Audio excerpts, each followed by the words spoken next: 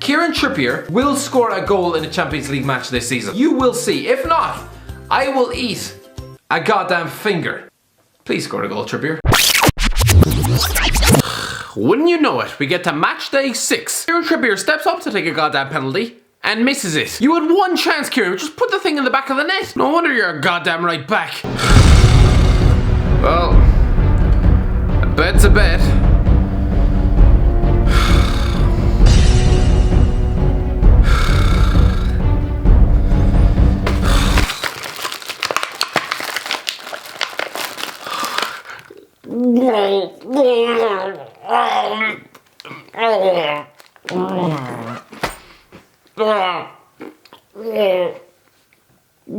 God damn you, Kieran.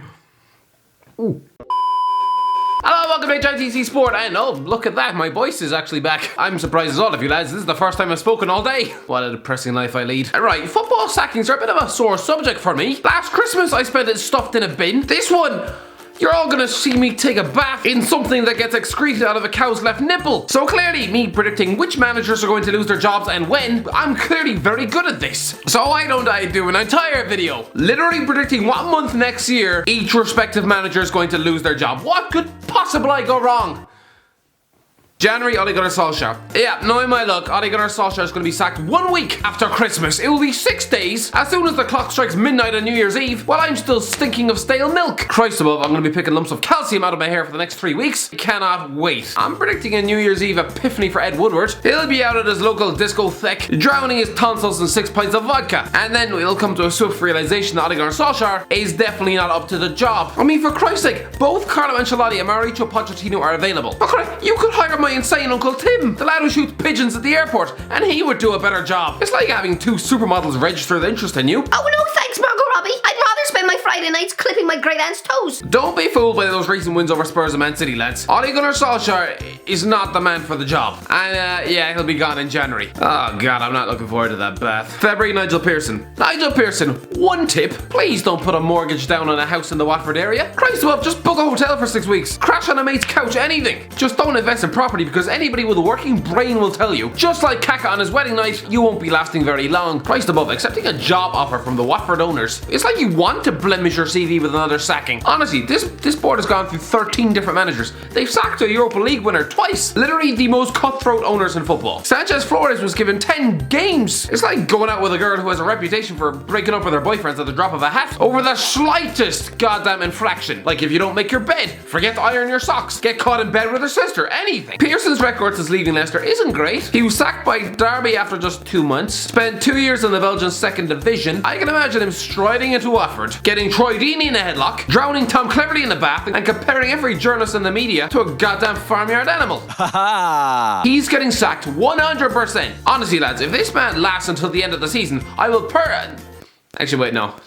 No, I've learned my lesson. March Daniel Farke. Well, this isn't the first time I've predicted this man to get the sack. How Daniel Farke still has a job? Like, I don't have a clue. They have a good squad. They should be in the promotion hunt. They should be. They should be in the promotion hunt. But Farke can't seem to coach his way out of paper bag. Daniel Farke is probably going to think that I despise his very existence. Honestly, Daniel, I don't, right? I don't hate you. Nothing you. I remember when my mother said that to me last Christmas. It was like a virtual hug. But I think we can all see things are not going too well for Farke and Arch right now. And if they're still down there by March, yeah, the owners are going to try one last roll of the dice. April, Gary Monk. Irish guy, what, are you insane? Put down the shoe polish. Don't you know that Gary Monk, he's in the championship with Sheffield Wednesday? Don't you know that, Irish guy? Answer me, Yeah, enough of the hysteria, lads. I'm well aware. Okay, I'm not brain dead. I know Gary Monk is in the championship with Sheffield Wednesday right now. But there's the same man who's gone through 5 football clubs in half a decade. Watford have also gone through a lot of managers. Sheffield Wednesday have already proven that they're unable to hang on to even the most unwanted of bosses. Not only did they lose Steve Bruce after 6 bastard months, they even allowed him to turn up for work 1 month late. Sorry, Wednesday, right? But your club is a pushover. They're the type who'd probably let their girlfriend take a dump on their houseplants without saying a goddamn word. So yeah, Watford sack managers. Monk bedhops more often than Katie Price, and Sheffield Wednesday have the backbone of a goddamn tortoise. This one is a match made in heaven. You heard it here first. Gary Monk will be sacked at Watford in April 2020. May Ralph Hasenhüttl. Is Ralph Hasenhüttl the most overrated manager in the Premier League? Lads, what's he actually done this season? Is it just me who thinks this lad isn't actually very good at his job at all? Whether they're relegated or not, surely Southampton will make a change at the end of the season. For Christ's sake, they sacked Klopp, who else for finishing 8th and reaching a cup final. Surely finishing bottom 5 and shipping 9 in one match. Surely that's almost worthy of a public execution. June, Nuno Espirito Santo. Yeah, I know this list is all about sackings. Let's just say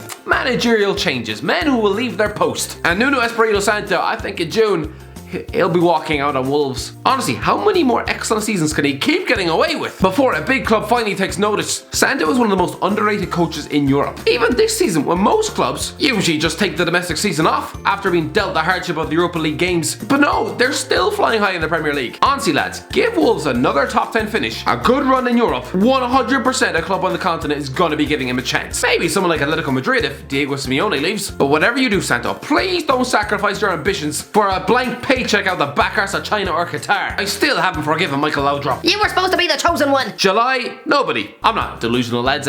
Who gets sacked in the middle of July? Nobody. Moving on. August, Eddie Howe. I know what you're thinking, lads. Who sacks a manager in August? It's a bit like breaking up with someone on Christmas Day. Yeah, just don't do it. The last manager to leave his job in August was Tony Pulis, and that was nearly 6 goddamn years ago. Usually, like Pulis or Martin O'Neill at Villa, it's never usually a straightforward sacking due to results. Christ above, even Frank de Boer made it until September. It's more to do with them quitting on the eve of a season after a row with the board over transfers or something like that. So yeah, I have a feeling that Eddie Howe is gonna have a bust up with the board. I know what you're thinking. That man looks like breaking into an actual frown would probably hurt his face. He seems like he's not emotionally or physically capable of an argument with any sentient human being. But most relationships, even the good ones, they usually break down in the end. Howe has managed this club for almost 10 years of his life. He's incredibly loyal to the club, but he's also expressed his unhappiness recently. Maybe the magic is wearing thin. Bournemouth have lost 19 times this calendar year, and he spent big, mostly on rubbish. I have a feeling after watching the likes of Jordan Ibe and Thomas Solanke display all the work ethic of a plastic bag, the Bournemouth owner is going to be reluctant to trust Howe with any more funds, because judging by his track record, he'd probably spend 10 million quid on a goddamn tree stump. Honestly, Howe should probably have his own personal credit cards chucked in a shredder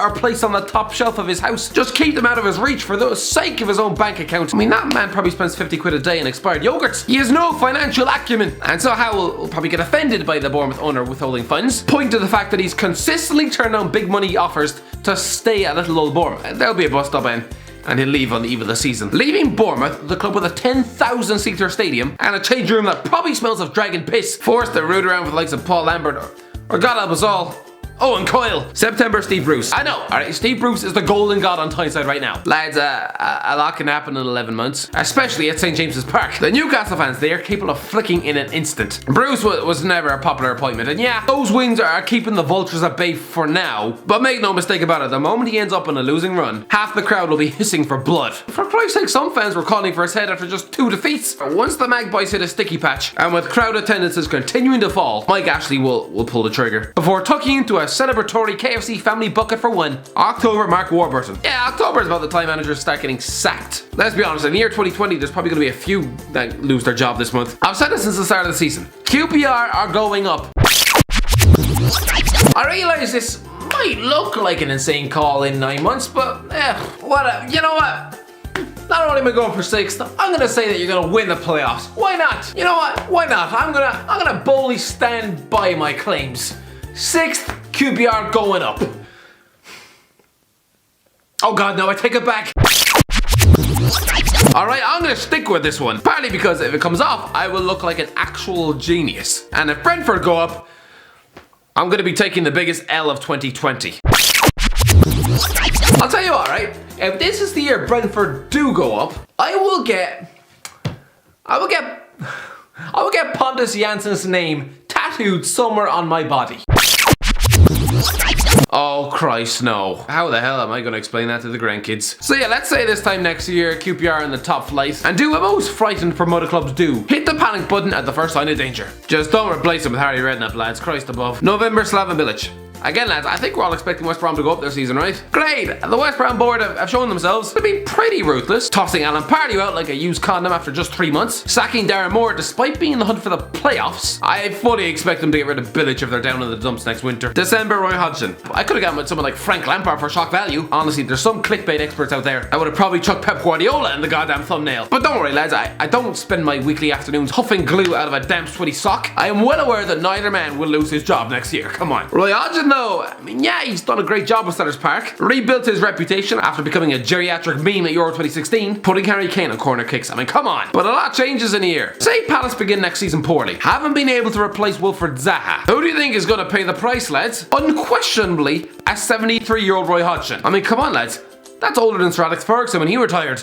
Anyway, that's the end of the video, lads. Let me know in the comment section below. Do you agree with any of this? Have I got all of this hopelessly wrong? I mean, Christ, did I really just predict Watford to sack Gary Monk in just 4 months? Christ! Let me know in the comment section below. If you enjoyed the video, don't forget to like, share, and subscribe. And as always, I'll talk to you in a while.